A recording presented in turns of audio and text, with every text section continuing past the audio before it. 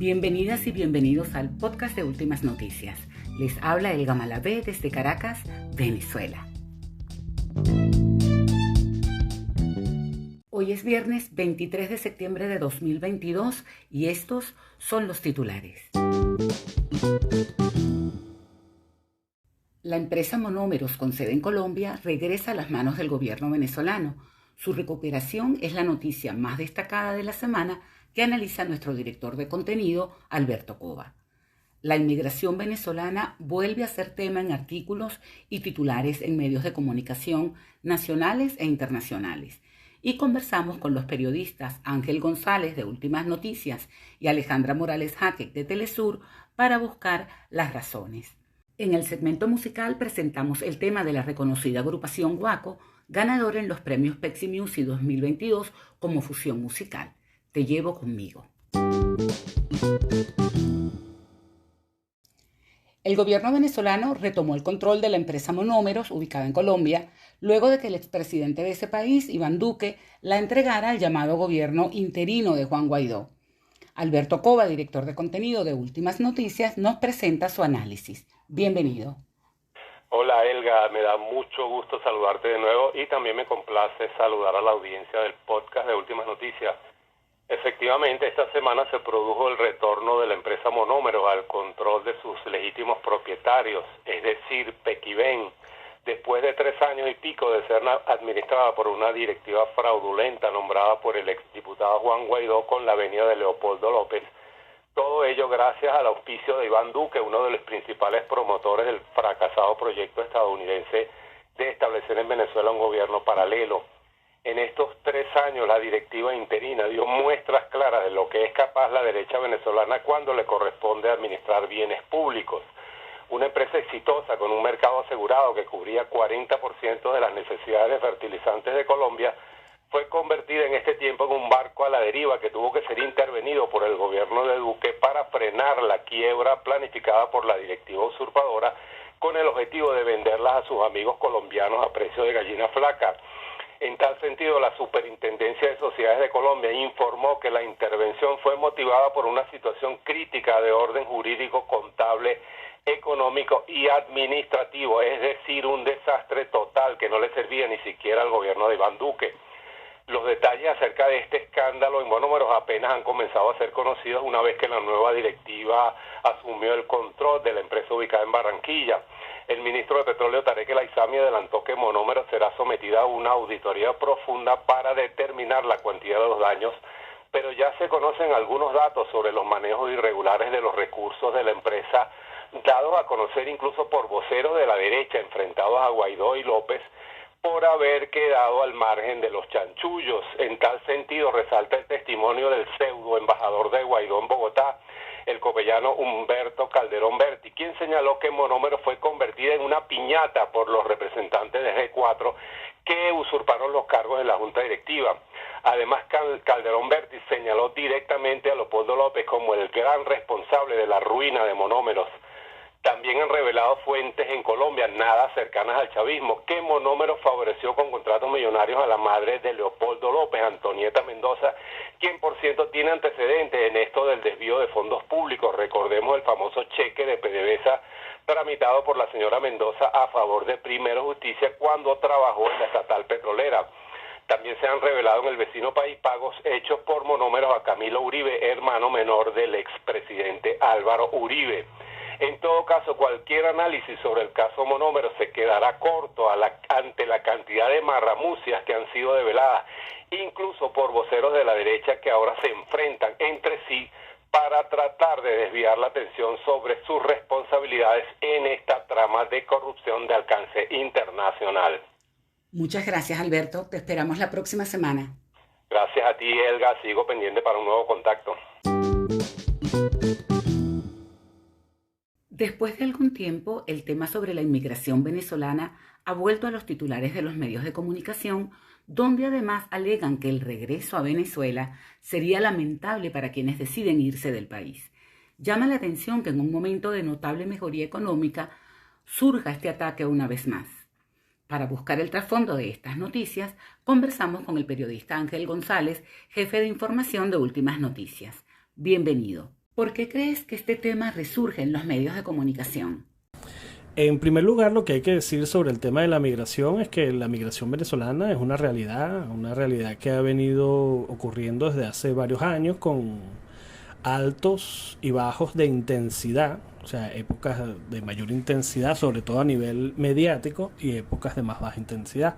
Y creo que en este sentido es que viene tu pregunta, ¿por qué en este momento hay como un pico de intensidad sobre la retórica o el discurso político en relación a la migración de Venezuela? Yo creo que hay que darle una lectura política a este asunto en primer lugar, y en segundo lugar una lectura económica, y ya lo vamos a ver rapidito. Fíjate, lo más destacado en estos días fue la mención que hizo el presidente de Estados Unidos, Joe Biden, a la migración venezolana. Hay que ver en el contexto en el que él hizo esa mención. Él estaba respondiendo a una periodista que le hizo una afirmación sobre la crisis que tiene Estados Unidos en su propia frontera con el tema de la migración, que obviamente no es exclusivamente venezolana. Le dijo que tiene más personas atrapadas en la frontera que las administraciones anteriores. Ahí fue que Joe Biden se devolvió y dijo, en un salto de astucia discursiva, llega y plantea que es que su situación, la situación de su administración, es diferente a las anteriores, porque en este caso está lidiando con una situación totalmente diferente, como es la situación de Cuba, Nicaragua y Venezuela, nombró a los 3 países, ¿no? Entonces fue como una especie de giro discursivo allí para salir de la pregunta o la afirmación que le estaba haciendo la periodista, ¿no? Entonces él dijo de hecho allí que sería una locura enviar otra vez de vuelta a esa gente a sus países, ¿no? Una vez más tratando de agarrar la imagen de que Venezuela, Cuba, Nicaragua son países terribles donde la gente sufre. Entonces por eso él tiene un tapón allí en la frontera de Estados Unidos con México, según él, porque bueno, no puede mandar a toda la gente de Cuba, de Nicaragua y de Venezuela otra vez a sus países, ¿no? Tradicionalmente, o sea, él está desconociendo la migración tradicional, que es de Centroamérica, México y bueno, de otros muchos países que van hacia Estados Unidos. Además de las razones políticas, existen también razones económicas para intensificar el discurso de la inmigración. Esto nos dijo Ángel González. Lo que se ha hablado o lo que más ha acaparado centimetraje mediático o minutos de video en internet es el tema de la selva del Darién, ¿no? Los migrantes venezolanos que pasan por la selva del Darién, que es una zona entre Colombia y Panamá. Hay que tener muy en cuenta que este pico de conversación sobre la selva del Darién vino a finales del gobierno de Iván Duque y ahora a principios del gobierno de Gustavo Petro. Hay que entender que ya Colombia no está gobernada por la derecha de Iván Duque, sino que comenzó un gobierno de izquierda. Por lo tanto, el discurso mediático se hace mucho más intenso y mucho más intenso, por decirlo así, sobre el tema de la migración. Y hay que entender, y aquí pasamos y conectamos con la razón económica o la lectura económica, que todo el tema de la ayuda humanitaria implica la movilización de grandes o grandísimas sumas de dinero. Fíjate, ayer jueves 22 de septiembre, el secretario Anthony Blinken dio unas declaraciones donde anunciaba la entrega de 376 millones de dólares en una nueva ronda de ayuda humanitaria para responder a la crisis humanitaria de Venezuela, como ellos la llaman, ¿no? Y en esa misma declaración él dijo que desde el año 2017 se han erogado 2.700 millones de dólares para la ayuda humanitaria en Venezuela. Entonces te puedes imaginar, tanto para gente en Estados Unidos como para gente en Venezuela, como para gente en Colombia, en Chile, en Perú. Esto es de altísima importancia. Entonces, subir el tono del discurso sobre la migración venezolana es prepararse para, como dicen aquí, pescueciar llamar la atención sobre a dónde debería ir el dinero. El dinero que está sacando Estados Unidos, que muy probablemente sea no de los fondos de Estados Unidos, sino de los fondos que le tiene Estados Unidos congelado a la propia Venezuela. La periodista Alejandra Morales Hackett, jefa de redacción en Telesur, explicó cómo las próximas elecciones en Estados Unidos han incidido en la conversación sobre la inmigración venezolana. Bueno, yo creo que la razón por la cual nuevamente el tema de la migración venezolana ha cobrado notoriedad en las últimas fechas no es una. Yo diría que hay varias, ¿no? La primera que yo identificaría es que efectivamente hay un aumento en el número de migrantes que tienen como destino Estados Unidos. La segunda, yo creo que es una razón relacionada con la campaña política de Estados Unidos. Esto es una campaña muy dura de unas elecciones a medio término, en unas condiciones muy duras, tanto para los republicanos como para los demócratas, y cualquier cosa que funcione para ambos bandos la van a instrumentalizar. Y Venezuela en los últimos años les ha funcionado muy bien prácticamente a todos. Y por otro lado, yo honestamente creo que el tema de la difusión por redes sociales no es un asunto menor. Hace poco el vicepresidente boliviano David Choquehuanca disertaba en una universidad italiana sobre el totalitarismo mediático de la Big Data y explicaba, ¿no?, la cantidad de trastornos que han generado a la política y a la democracia en el mundo. Entonces esto no es desde ningún punto de vista un aspecto menor. Cuando digo que el número de migrantes efectivamente ha aumentado, yo no tengo datos en la mano, es decir, yo no tengo números, responsablemente debo decirlo, y creo que con estos temas siempre hay que ser muy responsable. Yo no tengo números, pero los puntos de tránsito por los que pasan los migrantes que van a Estados Unidos registran un incremento en el número de migrantes venezolanos. No es que los migrantes venezolanos, como han querido decir o insinuar en los últimos días, no sé, pues algunos opinadores profesionales, no es que el número de migrantes venezolanos supere al número de migrantes centroamericanos o mexicanos. Lo que sí parece que está ocurriendo es que, aunque sigue siendo superior el número de migrantes centroamericanos, sí que es verdad que se ha ralentizado, mientras que el número de migrantes venezolanos, sin superar a los migrantes centroamericanos, ha aumentado. Luego, hay que decir, y eso no es un detalle menor, que los migrantes venezolanos no van de Venezuela en todos los casos. Muchos de esos casos son venezolanos que residían en Perú, que residían en Chile, que residían en Colombia, y que ahora ven, con los nuevos presidentes, temen, entre comillas lo digo también, un cambio que les perjudique.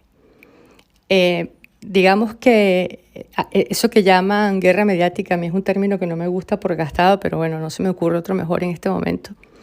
Eso que llaman guerra mediática ha causado efecto, y yo creo que va a ser un efecto largo y prolongado. Finalmente, Alejandra se refirió a las cifras que se manejan sobre la inmigración en Venezuela. La verdad es que sobre cifras de migrantes, todas las que yo conozco a mí me generan muchas dudas. Tanto las que han construido, por ejemplo, desde ACNUR, la Dirección de Migraciones en Colombia, e incluso el gobierno venezolano. Pero básicamente porque es que es una migración muy difícil de cuantificar, porque en el caso de la migración entre Colombia y Venezuela es una migración que va y viene. O sea, ¿qué pasa con ese ciudadano venezolano que va a Colombia por un fin de semana a comprar cosas para su pequeño abasto? ¿Qué pasa con ese migrante venezolano que cruza la frontera de Colombia para tomar un vuelo a España, porque desde el aeropuerto de Bogotá le sale bastante más barato viajar a Europa que desde Maiquetía? ¿Cómo se contabiliza, cómo se categoriza ese migrante? A mí todavía ninguna de las estadísticas que se han producido, ni, insisto, en ACNUR, por ejemplo, en la Dirección de Migraciones de Colombia o incluso el gobierno venezolano, me lo han explicado. ¿Cómo hace el gobierno venezolano, por ejemplo, para saber que esos 300 y tantos mil retornados que en algún momento se informaron, esos continúan en el país. Eso es muy complejo, ¿no? Pero aparte, por ejemplo, no ha existido la voluntad últimamente entre Colombia y Venezuela, y yo aspiro a que ahora exista, no solamente por la apertura de la frontera, sino por la voluntad de entender que es imposible la convivencia en las condiciones que las planteaba el gobierno del expresidente Duque, ¿no? Pero era imposible consolidar una cifra de migrantes porque había una competencia, ¿no? Había una competencia, el gobierno colombiano necesitaba demostrar que cada vez más tenía migrantes venezolanos en su territorio, entre otras cosas porque cada uno de esos migrantes significaba para el gobierno del expresidente Duque dinero. Y es imposible confiar en ninguna cifra semejante, ¿no? Entonces, es una pena, pero las cifras que hay ahora mismo, muy responsablemente te lo digo, a mí no me inspiran ninguna confianza, ninguna. Agradecemos a los periodistas Ángel González y Alejandra Morales Hackett por su participación en este programa. Ustedes y nosotros seguimos en nuestro segmento musical. El pasado 21 de septiembre se celebró la 10ª edición de los premios Pepsi Music y allí la agrupación venezolana Guaco fue reconocida en el renglón Fusión Musical con el tema Te Llevo Conmigo. Ay, hola.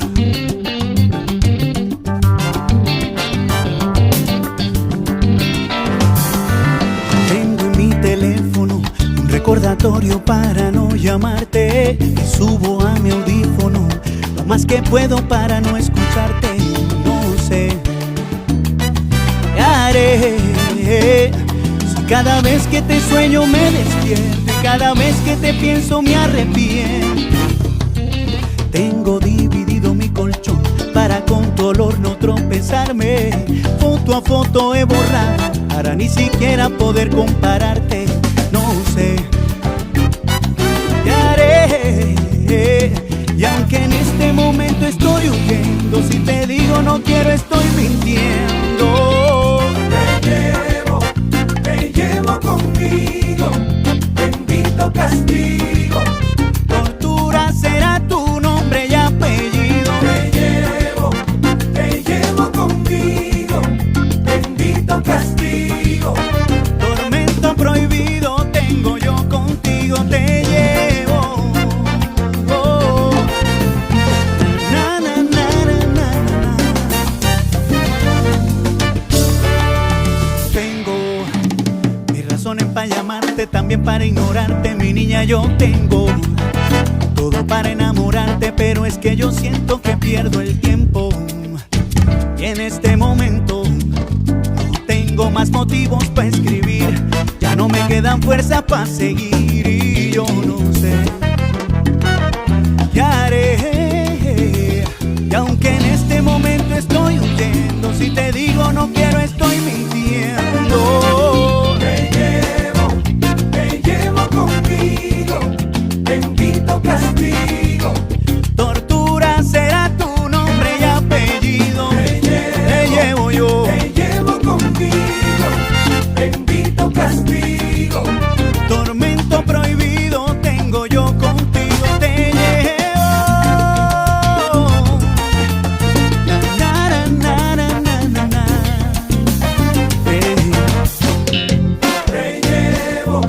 Te llevo conmigo. De mi teléfono puedo borrarte, pero apartarte de mi mente y mi alma no he podido.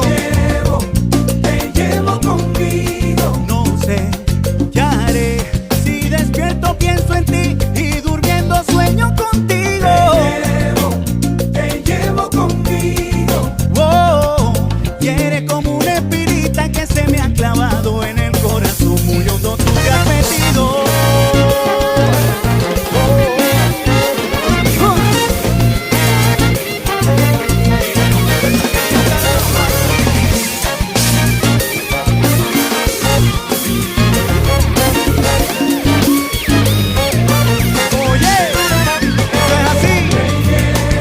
Por más que quiera no tiene relevo. Bendito castigo.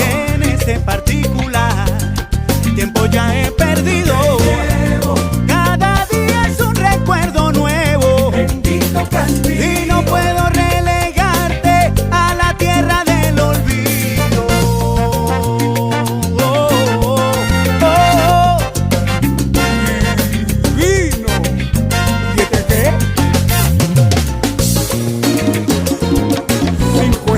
ella.